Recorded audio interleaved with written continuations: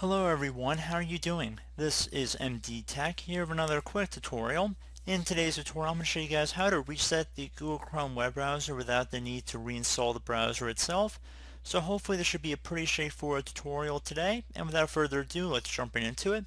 So we're going to start by opening up the Google Chrome web browser if you don't already have it open. And now you want to navigate over to the top right corner of the browser window. When you hover over it, it should say Customize and Control Google Chrome. It's the menu icon. Left click on it, and then go down and left click on Settings from near the bottom of this list. Once you're on the Settings page, scroll down until you get to Advanced near the bottom, or actually it is at the bottom of the first page that loads here. Left click on it. Scroll down again until you get to Reset, Restore Settings to their original defaults. Left click on that.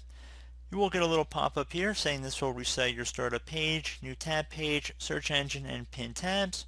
It will also disable all extensions and clear temporary data like cookies. Your bookmarks, history, and saved passwords will not be cleared. Left click on Reset to begin this process. It will take a couple moments to run, so please be patient.